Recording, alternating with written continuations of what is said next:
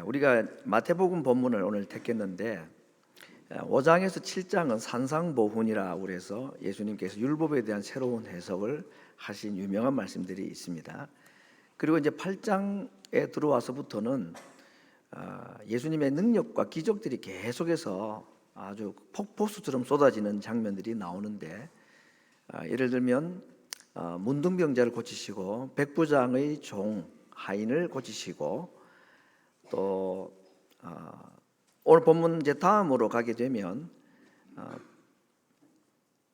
12의 혈루증을 앓았던 여인도 고침받는 이야기, 그리고 12세 된 회당장의 딸이 죽었는데 그 죽은 딸을 살리시는 이야기, 이런 그 기적들이 많이 나타납니다. 또 귀신이 쫓겨나가는 거, 그 육체의 질병, 또 영혼의 질병이라고 할 수 있는 이 귀신 들림, 이런 것들이 회복되는 이야기들이 많이 기록이 되어 있습니다.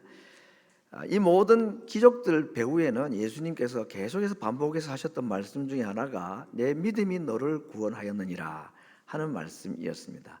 병 고친 것 관련해서 예수님은 믿음으로 병이 나았다라는 말씀을 하셨는데, 오늘 풍랑 사건에서는 같은 주제인 이 믿음을 다른 각도에서 부정적인 표현으로 제자들의 믿음의 부족함을 말씀하셨습니다. 두려워 떨고 있는 제자들에게 너희 믿음이 적은 용고다, 어찌하여 무서워하느냐, 이런 말씀하셨습니다. 결국 오늘 이제 8장 9장 그 이후에 있는 여러 많은 그 기적들과, 오늘도 사실은 풍랑을 잔잔케 하신 일이니까 기적이기는 한데, 제자들로 입장에서 보면 사실은 믿음이 없는, 그래서 하나님의 은혜와 능력을 제대로 체험하지 못한 장면으로 기록이 되어 있어서, 그래서 앞 뒤에 있는 많은 이적과 기적들 그 가운데 무슨 샌드위치와 같이 오늘 불신앙으로 있는 제자들의 약한 믿음에 대한 이야기가 이 풍랑 사건으로 기록이 되어 있다라고 볼 수 있겠다 싶습니다. 결국 예수님께서는 이 풍랑 사건을 통해서 예수님께서 하시고자 하는 말씀이 있고, 마태가 이 기적들을 이렇게 쭉 배열을 한 내용에도 참 주님께서 우리에게 가르치고자 하시는 말씀이 믿음에 관한 말씀이 있다는 것을 의도적으로 그렇게 배열을 했다고도 볼 수가 있겠습니다. 우리가 이 풍랑 사건을 볼 때마다 예수님께서 배에서 주무셨다는 이 장면을 볼 때에 드는 질문이 있습니다. 예수님은 왜 주무셨을까 하는 질문입니다. 뭐 천지를 창조하신 분이니까 풍랑에도 아랑곳하지 않고 평안하게 주무셨다, 그렇게 생각을 해도 틀리지는 않겠지만, 그러나 사실은 예수님은 죄가 없는 것만 빼고는 우리와 똑같은 육체를 가지고 계셨기 때문에 육체로 오신 인간 예수님께서 배 위에 주무신 이유는 딱 한 가지입니다. 잠이 와서입니다. 피곤해서. 그래서 제가 이 말씀을 볼 때마다 전에 한국에 청주에 있는 군인부대, 공군부대 군목으로 있을 때 일이 기억이 납니다. 지금도 뭐 교회 일이 적지는 않지만 그때는 정말 많았습니다. 그래서 그건 부교역자가 없는 교회니까, 그래서 주일날 1부, 2부 예배, 오후에 주일학교 예배, 저녁 7시에 저녁 예배, 그리고 7번의 새벽 기도 예배, 구역 예배, 금요 기도회, 수요 예배, 구역장 공부, 성경 공부, 그리고 부대 신방, 병원 신방, 뭐 정말 얼마나 일이 많았는지 모릅니다. 그날 하루는 우리 교인 가정에 상을 당한 분이 있었는데, 충북의 청양군이라고 있습니다. 청양고추로 유명하더만 여기가. 거기에 이제 자기 부모님 세상을 떠나셔서 우리 부대에서 교인들과 함께 이제 방문을 하게 되었는데, 뭐 너무너무 피곤하고 힘들고 잠도 오고, 그래서 새벽기도 마치고 난 다음에 오늘 장거리를 갔다 와야 되니까 아마 제 생각에는 한 3시간 4시간 걸렸던 것 같아요. 편도로 가는 데만. 그 산골 뭐 칠갑산인가 뭐 아무튼 이름이 그래요, 동네가. 그런 동네에 다녀온 적이 있는데, 근데 너무 피곤해가지고 좀 자고 가야 되겠다 생각을 했는데, 그래도 그때는 또 참 그 훈련하던 그런 열심히 있어가지고 늘 아침마다 묵상하는 말씀 본문이 있는데, 그래도 말씀을 내가 한 5번이라도 말씀을 보고 가야 되겠다, 잠을 자더라도. 그래서 말씀을 딱 폈는데 오늘 이 본문이 딱 걸린 거예요. 이게 그 예수님이 주무시고 계신 거라. 그래서 제가 얼마나 예수님이 피곤했으면 주무셨을까. 그래서 저는 예수님의 능력 행하시는 것도 은혜가 되지만 주무시는 예수님께 제가 그날 크게 은혜를 받았습니다. 그래서 참 예수님이 우리의 약함을 아시고 우리와 똑같이 피곤하셔서 오죽했으면 이 배가 풍랑에서 얼마나 흔들렸을 텐데 거기서 주무셨을까, 그런 생각을 해보면서 이 말씀을 그때 참 깊이 있게 깨달은 적이 있었습니다. 여러분, 이제 예수님께서 이렇게 제자들이 무서워 떨고 있으면서 어떻게 제자들이 예수님께 반응을 했느냐, 예수님 흔들어 깨웠다 그랬습니다. 그러면서 25절에 보니까 주여 구원하소서 우리가 죽겠나이다. 마가복음에는 똑같은 본문에 어떤 사건, 이 사건을 어떻게 기록했느냐, 선생님이여 우리의 죽게 된 것을 돌아보지 아니하시나이까. 아무튼 죽는다 그랬습니다. 이러다가는 죽겠다 싶었던 모양입니다. 다는 아니지만 대부분의 예수님의 제자들은 어부들이 많아서 사실은 웬만한 풍랑들은 이미 경험을 했던 사람들인데 이때는 좀 심했던 모양이에요. 베드로도 야 이거 보통 아니고 이러다가 빠져 죽겠구나 내 마음이 들었던 것 같기도 합니다. 왜 예수님의 주무시는 모습 보고 이들이 죽게 되었다고, 지금 제자들 마음에는 잠들어 있는 예수님이 자기를 어떻게 도와줄 수 있을까, 이런 생각이 들었던 것 같아요. 혹시라도 예수님이 그때 잠에 안 들고 깨어 있었으면 이렇게까지는 안 했을지도 모르겠습니다. 주님이 조금 전만 해도 지금 죽은 자를 살린 사건이 바로 지금 조금 전에 있었던 사건인데, 그러니 뭐 귀신이 쫓겨나고 이런 걸 예사로 하시는 분이 눈 뜨고 자기 들고 있으면 이렇게 겁을 냈을까? 근데 문제는 잠이 드셨다. 그래서 이렇게 무심하게 참 깨어라도 있어서 어떻게 뭐 물이라도 한 바가지 퍼내든지 이러셔야지, 이렇게 주무시면 어떡하냐고. 그래서 지금 주무시는 잠든 예수님을 본 제자들의 마음에 든 생각은 예수님 우리를 더 이상 도와주지 않으시구나, 또는 도와주실 수가 없는 분이시구나 하고 그들이 예수님을 보았다 하는 것입니다. 그 이유는 그들 속에 예수님에 대한 믿음이 약해졌기 때문이다. 예수님 그렇게 평가를 하셨죠. 여러분, 믿음이라는 것은 들음에서 온다고 그랬습니다. 하나님의 말씀을 자꾸 들으면 믿음이 생겨나게 되어 있습니다. 왜냐하면 말씀 자체가 능력이 있는 것이기 때문에 그걸 거부하겠다고 하지 않으면 말씀은 자꾸 들으면 들을수록 믿음이 쌓이는 건 확실합니다. 그런데 기왕 말씀을 들을 때에 어떻게 정말 말씀을 사모하는 마음으로 들으면 더 말씀이 우리에게 믿음이 되겠죠. 제자들은 지금 예수님의 말씀을 많이 들었습니다. 마태복음 5장 7장 사이에 있는 산상보험과 같은 말씀들을 그들은 얼마나 많이 듣고, 그래서 그들이 마음속에 들었던 말씀이 믿음의 씨가 되어서 싹이 나고 믿음이 조금씩 자라기 시작했던 것입니다. 두 번째, 제자들 또는 우리들의 믿음이 자라는데 어떤 역할이 도움이 되느냐 하면, 예수님께서 행하신 이적들, 기적들을 눈으로 보았으니 믿음이 안 생겼겠습니까, 여러분? 예수님의 말씀 직접 듣고 그분이 행하시는 엄청난 기적들을 이들이 보면서 믿음이 안 든다면 그 문제가 있는 거죠. 그래서 제자들이 믿음이 싹이 트고 조금씩 믿음이 자라던 중에 오늘 풍랑 사건을 만난 것입니다. 뭐 순서적으로 그럴 수도 있지만, 또는 마태가 이런 배열을 일부러 그렇게 했다고도 볼 수 있는데, 지금 오늘 이야기는 믿음 이야기입니다. 믿음으로 너가 구원받았다라는 예수님의 병고침의 이야기와 함께 오늘 제자들을 향해서는 너희 믿음이 없다 하라고 이 믿음 이야기를 하시는 것들을 보면, 우리에게 이 세상에 살아가는 인생들에게 구원받는 믿음이 필요하고, 천하를 얻어도 생명을 잃어버리면, 목숨을 잃어버리면 아무 소용이 없는 것과 같이 이 세상에 필요로 하는 모든 걸 가졌다 할지라도 영혼의 구원, 이 생명을 얻지 못하면 아무 소용이 없는 것 같이 우리에게는 이 믿음, 구원받는 믿음, 죄에서 구원, 지옥에서 천국 가는 이 구원의 믿음이 우리에게 필요합니다. 그러나 구원받은 믿음을 가진 우리들에게 정말로 또 필요한 것이 있는데, 그게 뭐냐면 이 세상 이런 환난이나 어려움과 풍파를 만나게 되어 있는데, 이때도 필요한 것이 믿음이다 하는 것입니다. 풍랑이 일 때에 배를 어떻게 조종할 수 있는가, 그 기술을 배우는 게 중요한 게 아니고, 어떻게 하면 풍랑을 미리 예보를 알고 풍랑을 피해 잘 다닐까, 뭐 이런 요행을 바라는 기술도 아니고, 이러나 저러나 돌풍이 오는 이 갈릴리 바다, 언제 어떻게 풍랑이 올지 모르는 그런 지리적인 특징을 볼 때 우리 인생이 정말로 갈릴리 바다에 사는 사람들과 같은 자들인데, 이들에게, 이러한 우리들에게 필요한 것이 무엇이냐? 믿음이 필요하다, 그렇게 지금 말씀하시는 것입니다. 제자들이 지금 말씀 듣고 예수님 하시는 일을 보고 믿음이 점점 자라던 중에 오늘 풍랑을 보고 바람 소리를 들으면서 그들의 믿음이 약해지기 시작하고 쪼그라들기 시작했다. 이렇게 우리가 분석할 수 있을 겁니다. 그렇죠? 눈으로 예수님이 하시는 일을 보고 귀로 예수님의 말씀을 들었는데 그 보았던 눈에 예수님이 행하신 일 대신에 풍랑이 들어왔고, 그 엄청난 능력의 말씀들이 귀에 쏟아져 들어왔을 때 믿음이 자랐는데 그 귀에 이제는 예수님의 말씀 대신에 바람 소리가 들려오기 시작했던 거죠. 그러니 보고 듣는 것이 예수님을 향하여 가졌던 그 믿음들이 약해지도록 되어 있도록 허용을 했던 것, 그들의 눈에 풍랑을 허용하고 그들의 귀에 바람 소리를 허용한 것, 이것이 실수라면 실수인 것이다. 이렇게 우리가 제자들의 모습을 한번 분석을 해볼 수가 있겠습니다. 아무튼 우리의 신앙생활에 이 믿음이라는 것이 정말로 필요한데, 믿음이라는 건 예수님을 신뢰하는 거 아닙니까? 의지하는 거 아닙니까?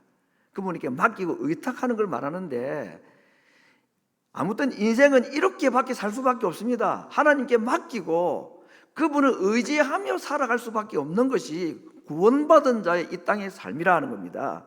그러므로 오직 믿음으로 구원받은 주의 백성들, 의인은 믿음으로 살아야 된다라고 말씀한 겁니다. 근데 그 믿음은 어떻게 주어지는 겁니까? 말씀을 들음으로. 우리 눈으로는 지금 예수님이 하신 일은 볼 수는 없지만 우리에게도 사실은 예수님이 내게 행하신 일들이 있죠. 기적이라면 기적이고, 기도 응답이라면 기도 응답이고, 남에게 일어난 일도 그렇고, 듣고 보는 것을 통해서 우리의 믿음이 자라가게 되는데, 이것을 방해하는 사탄의 세력이 있다는 것입니다. 사탄은 우리가 잘 되는 것을 눈뜨고를 보지 못합니다. 그래서 우리 속에 들어가 있는 이 믿음을 어떻게 해서든지 약화시키고 믿음을 작게 만들려고 사탄이 계속 공격을 하겠죠. 어떻게? 역시 눈과 귀를 통해서입니다. 믿음도 눈과 귀를 통해서 들어왔는데, 불신앙도 눈과 귀를 통해서 풍랑이 보이게 만들고, 세상의 여러 사람들의 이야기들이 내 귀에 들리기 시작하고, 그러면서 예수님이 하셨던 말씀과 그분이 하신 일들을 대체해버린다면 우리에게는 오히려 예수님을 통해 들어왔던 그 믿음이 마귀에게, 사탄이 주는 이것들을 통해서 믿음이 오히려 약해지고 더 불신앙의 모습으로 떨어질 수가 있는 것. 이게 광야 생활 이스라엘 백성들의 모습이고, 오늘 제자들의 배 위에서의 모습이고, 이 땅을 사는 우리 인생들의 믿는 자들의 모습, 누구 하나 예외 없이 이런 삶을 살아가는 저희들이라는 것을 말씀해 주고 있습니다. 오늘 본문 바로 앞에는 예수님께서 마태복음 산상수훈을 결론 지을 때에 모래 위에 집을 짓는 사람과 반석 위에 집을 짓는 사람으로 결론을 내렸습니다. 그리고 마가복음 본문에는요, 오늘 본문 앞에 씨 뿌리는 자의 비유가 바로 딱 앞에 나와 있습니다. 자, 그렇다면 오늘 제자들의 풍랑 사건을 볼 때는 그들은 지금 반석 위에 집을 지을 뻔하다가 모래 위에 집을 짓는 것 같이 그냥 가라앉아 버리는 신앙과 같은 모습이고, 네 가지 밭, 길가, 바위, 가시, 옥토, 이 네 가지 밭 중에 오늘 제자들의 마음의 상태를 굳이 우리가 하나를 선택을 해본다면, 저는 세 번째 가시와 가시덤불에 있는 떨어진 씨앗, 염려와 걱정과 세상의 염려 걱정 때문에 기운이 막혀서 결실하지 못하는 모습, 예수님의 말씀을 듣고 그분 행하신 기적들을 보고 믿음이 자라기 시작하다가 염려라는 것 때문에, 두려움이라는 것이 딱 들어오기 시작하니까 이것이 열매 맺지 못하는 상태가 아닐까, 이렇게 생각을 해보았습니다. 정확하지는 않을지 모르겠지만 막 그런 정도로 예수님 앞에 있었던 비유와 연관시키면 그러지 않을까 생각을 해봅니다.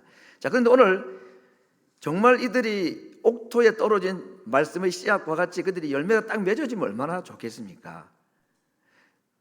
여러분, 옥토에 떨어진 씨앗에 대해서 예수님께서 친히 누가복음에서 해석을 하신 것이 정말 멋있습니다. 뭐라고 말씀하셨습니까? 착하고 좋은 마음으로 말씀을 듣고, 첫 번째는 듣는 겁니다. 역시 말씀은 들어야지 구원에 이르고, 말씀은 들어야 믿음이 자라게 되어 있는 겁니다. 자, 근데 어떤 마음으로? 착하고 좋은 마음으로. 성경에 이런 표현이 있죠.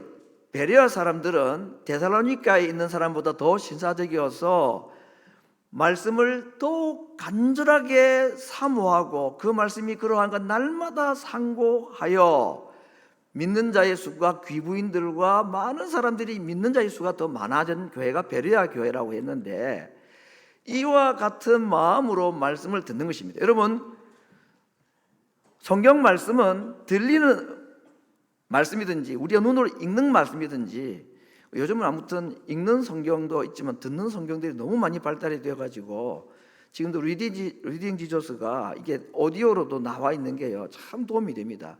그래서 혹시 못 볼 때는 들을 수도 있는데 눈으로 보고 귀로 들으면 뭐 더 효과적이죠, 정말요.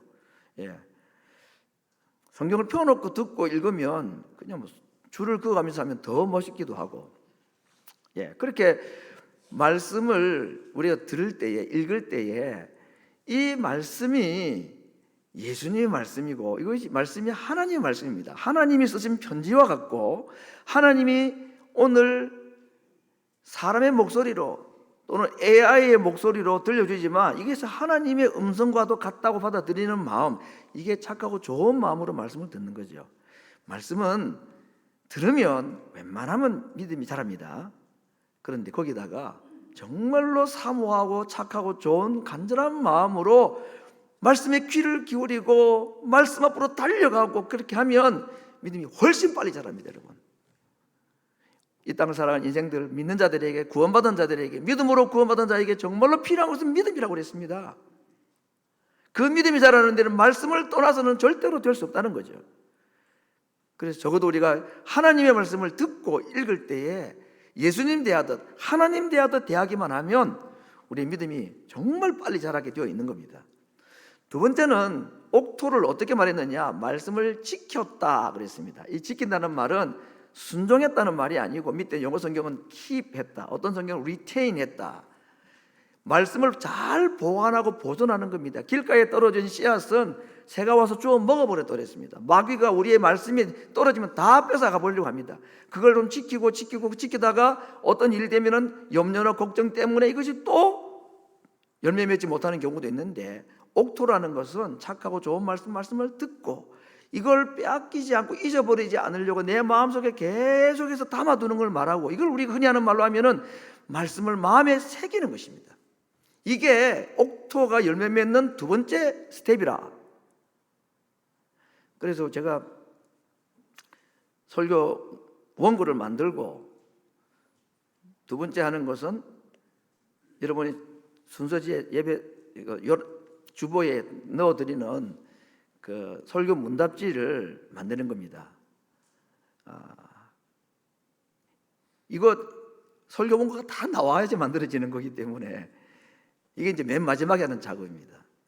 그 다음에 이제 설교를 그래도 조금 더 눈으로 보면 더 좋겠다 싶어서, 아무튼 뭐 영상까지는 제가 주일날 설교에 잘 동원하지는 않습니다만은 적어도 이 화면 정도는 이렇게 만들어서 하는 이유가, 말씀을 어떻게 하기 위해서 잘 좀 마음속에 지키고 잘 보존하고 안 뺏기게 하기 위해서 귀로 듣고 눈으로 보게 하는 이 방법을 통해서, 그리고는 설교 중에 하시든지 설교 끝나고 하시든지 문답지에 좀 이렇게 설교 노트를 하도록 하는 것입니다. 하시는 분이 전체에 한 40명 넘게밖에 안 됩니다만은, 그래도 이것도 제가 성이 안 차서 또 한 번 더 말씀을 마음에 보존하고 새기게 하기 위해서 퀴즈 대회까지 이거 제가 이것도 답을 또 이번에는 안 달아줘서 제가 좀 마음 편한데 어떤 답까지 다 달아드려야 되거든요. 아무튼 말씀이 우리 속에 새겨지고 이걸 잘 보관하고 빼앗기지 않으면 이 말씀이 뭐가 된다고요? 예?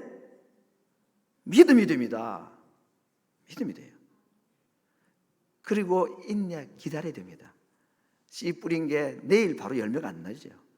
말씀 듣고 새기고, 듣고 또 보존하고 또 묵상하고, 이게 하루 이틀 쌓이고 쌓이면 열매는 저절로 나타나게 되어 있습니다. 왜냐하면 성경의 말씀 씨앗 자체가 열매이기 때문에. 이것이 바로 우리의 신앙의 믿음으로 살아가는 방법이라는 것을 예수님이 잘 우리에게 설명해 주었는데, 제자들은 지금 두 번째 단계에서 말씀을 그들 마음속 기입하는 이 부분에 있어서 실수한 것입니다. 들어왔던 말씀, 눈과 귀로 통해서 다른 것이 들어오니까 이 말씀이 자리를 지금 잃어버렸다, 이렇게 볼 수가 있겠습니다.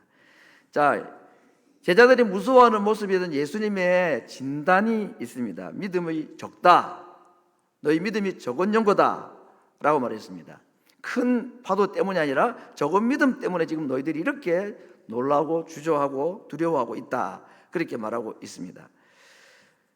자, 그러면 예수님이 그렇게 믿음이 없는 믿음이 없는 것이 그 이유라고, 두려움이 이유라고 말씀했으면 이제 처방을 해야 되지 않겠습니까? 진단을 했으면 처방을 해야 되겠죠. 예수님의 처방이 뭘까요? 믿음이 약하고 믿음이 없고 믿음이 부족한 그들의 믿음을 강화시키기 위해서 어떻게 하셨는가? 오늘 예수께서 이르시되라고 오늘 본문에 기록되어 있습니다. 예수님이 이르시되, 그냥 예수님이 말씀하셨다 그 말입니다. 자, 그럼 여러분, 제자들이 지금 믿음이 없어가지고 풍랑 가운데서 두려워하고 있는 모습 볼 때 예수님께서 한 말씀을 하셨는데, 질문입니다. 이때 예수님의 목소리의 톤은 어떠했을까? 제자들의 믿음 없는 것을 호되게 꾸지람하시고 예수님이 그들의 잘못을 막 지적하시는 톤으로 하셨을까?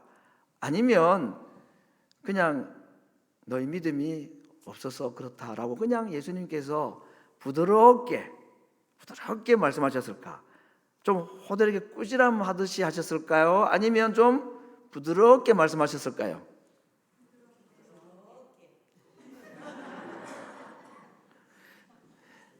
여러분, 자녀들한테 잘못했을 때에 어떻게 주로 얘기합니까? 부드럽게 하십니까? 아니면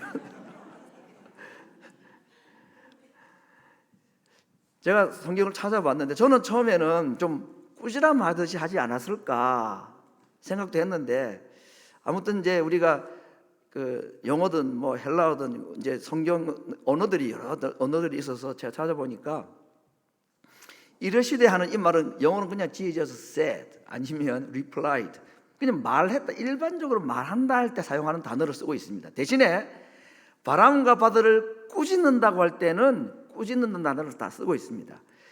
확실한 것은 제가 볼 때에 예수님께서 그날 믿음 없는 제자들을 꾸지람하신 것 같지가 않습니다. 예수님이 육체를 가지고 벌써 피곤한 육체를 가지고 주무시지 않았습니까? 그분은 우리의 육체를 아시고 우리의 연약함을 아신다고 했습니다. 우리가 질그러짐도 알고 우리가 이 땅을 믿음으로 살아간다는 것이 얼마나 쉽지 않은 일인가를 예수님이 아시는 것 같아요. 그래서 우리의 잘못을 추구하듯이 범죄자 취급하듯이 우리를 꾸지람하시는 것이 아니라 그 제자들에게 부드럽게 말씀을 하신 것입니다. 마가복음 본문도 마찬가지고 누가복음도 마찬가지고 예수님께서 제자들의 믿음 없는 모습들을 말씀하실 때마다 꾸지람한다는 이 리뷰크라는 단어를 쓰지 않고 그냥 아주 평범한 두 단어를 가지고 예수님께서 제자들의 믿음 없는 것을 말씀하셨다라고 얘기를 하셨습니다. 저는 오늘 예수님의 이 두 가지 모습, 배 위에서 주무시는 모습과 또 잘못이 있어 보이는데 믿음 없어 보이는 제자들을 꾸지람하기보다는 부드럽게 말씀하시고 오히려 바람과 바다를 꾸지람하시고, 예수님께서 십자가에 죽으신다는 베드로의 신앙 고백 이후에 자기의 죽으심을 예고했을 때도 예수님을 보고 그리하지 마옵소서라고 베드로가 예수님의 죽으심을 말렸을 때도 예수님께서 사탄아 내 뒤로 물러가라고 했지만 그건 사실은 베드로에게 하신 말씀이 아니잖아요. 사탄은 꾸짖습니다. 바람과 바다는 꾸짖습니다.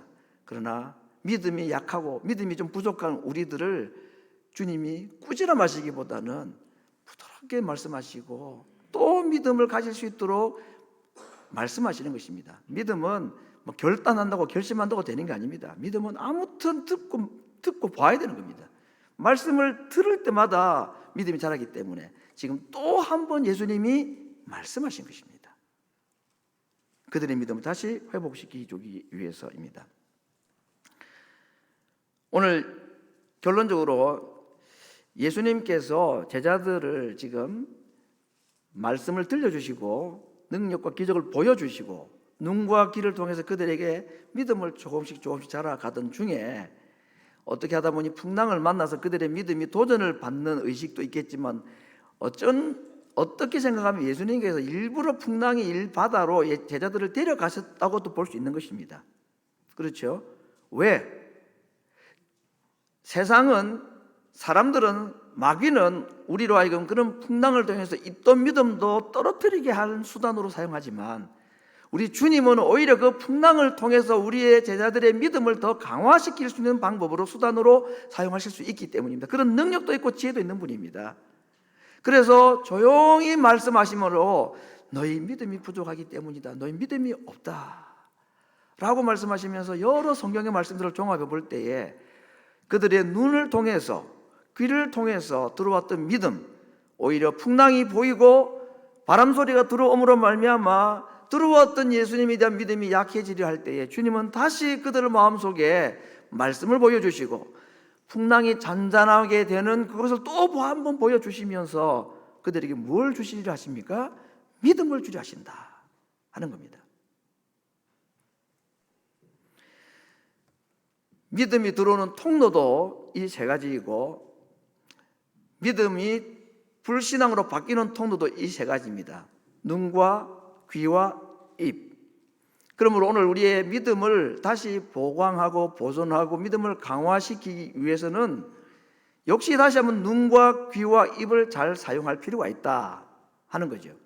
첫째, 눈은 우리 주님을 바라보아야 됩니다.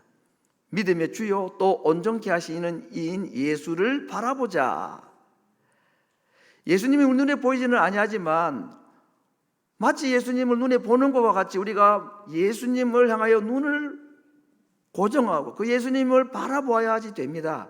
우리 눈에 들어오는, 혹시 풍랑이 눈에 들어올 때에, 문제들이 막 들어올 때에 거기에 대해 눈을 감고 보이지는 아니하지만 분명히 계시는 그 예수님을 바라보고자 하는 마음으로 우리의 믿음의 눈을, 우리의 영의 눈을 열어서 주님을 바라봐야지 됩니다.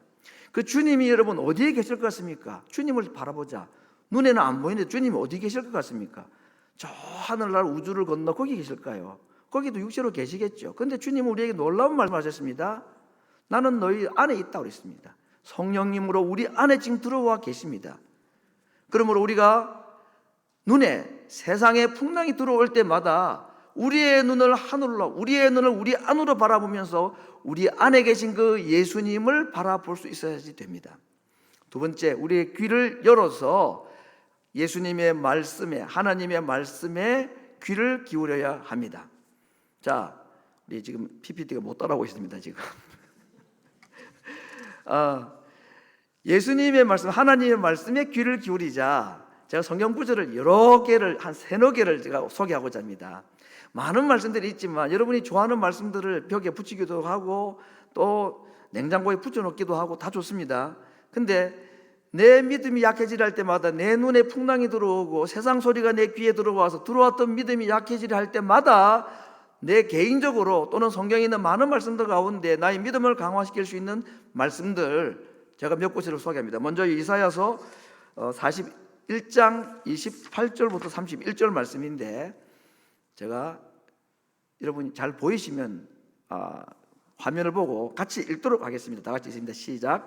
너는 알지 못하였느냐, 듣지 못하였느냐, 영원하신 하나님 여호와 땅끝까지 창조하신 자는 피곤치 아니하시며 곤비치 아니하시며 명철이 한이 없으시며 피곤한 자에게는 능력을 주시며 무능한 자에게는 힘을 더하시나니 소년이라도 피곤하며 곤비하며 장정이라도 넘어지며 자빠지되 오직 여호와를 앙망하는 자는 새 힘을 얻으리니 독수리의 날개치며 올라감 같을 것이요 다른 박질하여도 곤비치 아니하겠고 걸어가도 피곤치 아니하리로다. 이 말씀을 우리가 계속해서 묵상하고 가까이 하는 것입니다. 이사야서 50장 10절 말씀도 다시 하나 소개합니다. 같이 읽겠습니다. 시작. 너희 중에 여호와를 경외하며 그 종의 목소리를 청종하는 자가 누구뇨? 흑암 중에 행하여 빛이 없는 자라도 여호와의 이름을 의뢰하며 자기 하나님께 의지할지어다. 풍랑 만난 이야기가 사도 바울에게도 있었던 거 여러분은 아시죠? 로마로 압송되던 중에 그 타워하던 배가 풍랑을 만나서 깨어져서 다 죽게 된 그때에 하나님께서 바울에게 나타난 사신 말씀과 그 말씀을 그 배에 있는 사람들에게 사도행전 27장에서 바울이 한 이야기입니다. 같이 한번 읽어봅니다.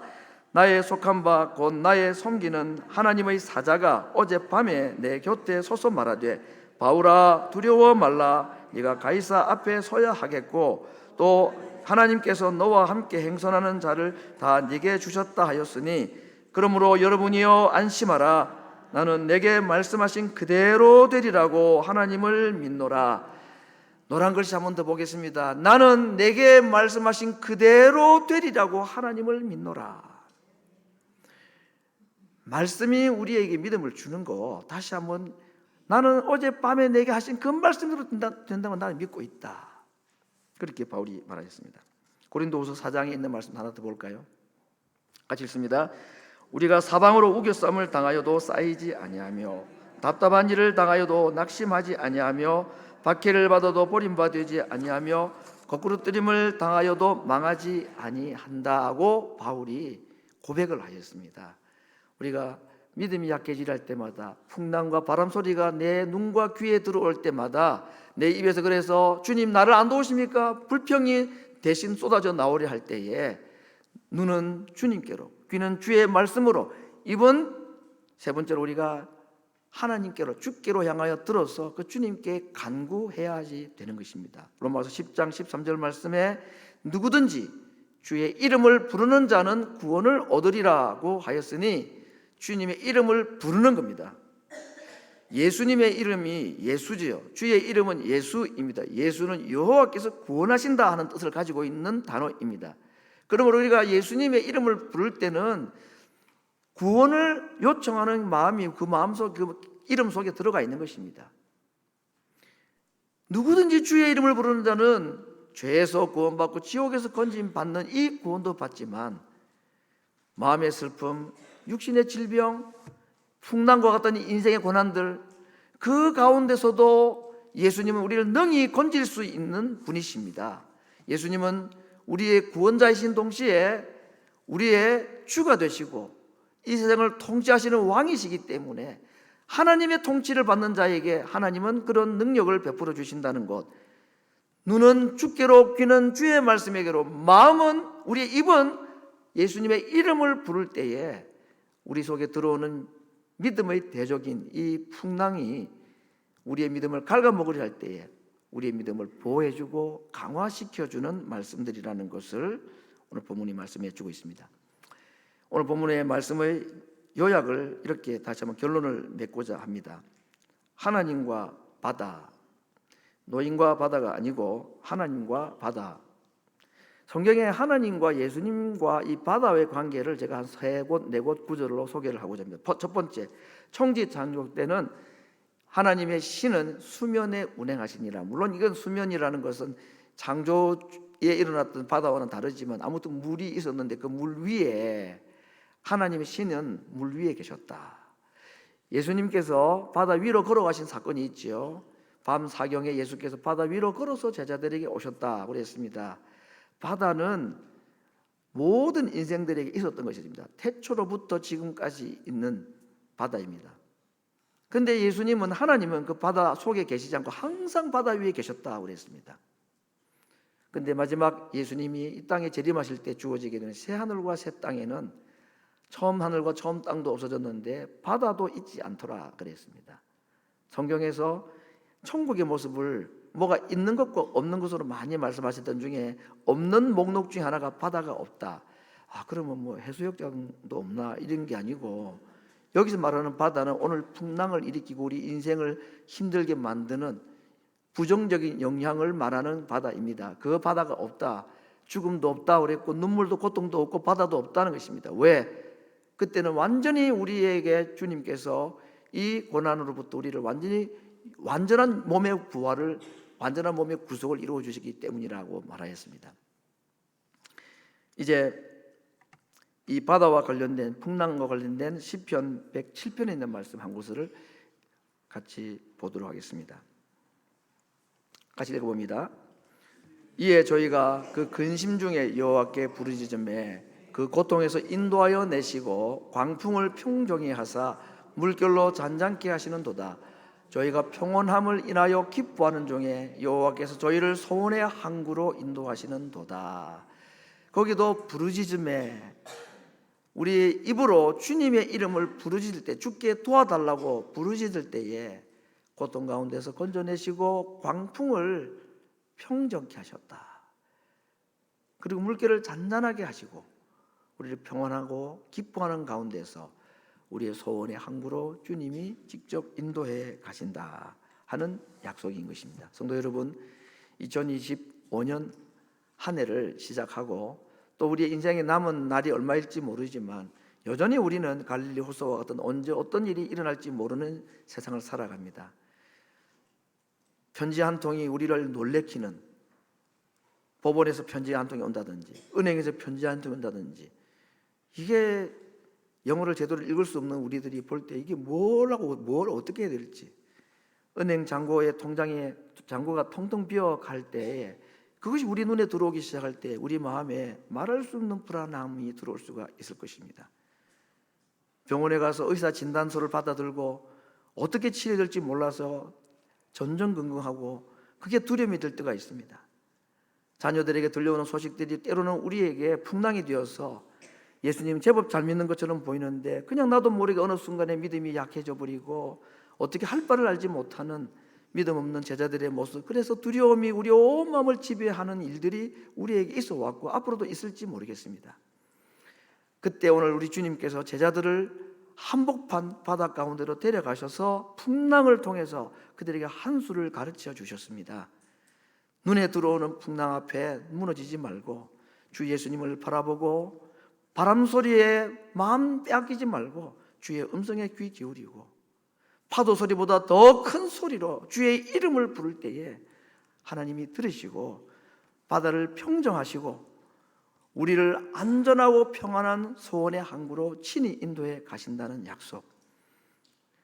우리에게 있는 것이 두려움이, 무서움이, 큰 파도가 문제가 아니라 우리에게 있는 작은 믿음이 문제이고, 이 믿음을 위해서 오늘도 우리에게 끊임없이 말씀하시고 말씀을 들려주시고 보여주시고 주의 이름을 부르는 자에게 그 기도를 들으시면서 풍랑이 오히려 우리에게 믿음을 배우는 터전이 되게 하시고 그 믿음을 강화시키는 장소로 바꾸시는 하나님의 지혜와 그분의 능력을 믿고 풍랑 앞에서 주의 얼굴을 바라보듯 주의 음성에 귀 기울이고 우리의 입으로 주의 이름을 불러서 누구든지 주의 이름을 부르는 자가 받는 이 구원을 누리면서 주님과 함께 이 풍랑을 소원의 항구까지 안전하게 도달할 수 있을 때까지 주와 함께 노져가고 주와 함께 인생항에 갈 수 있는 하나님 백성 되기를 말씀으로 축원합니다.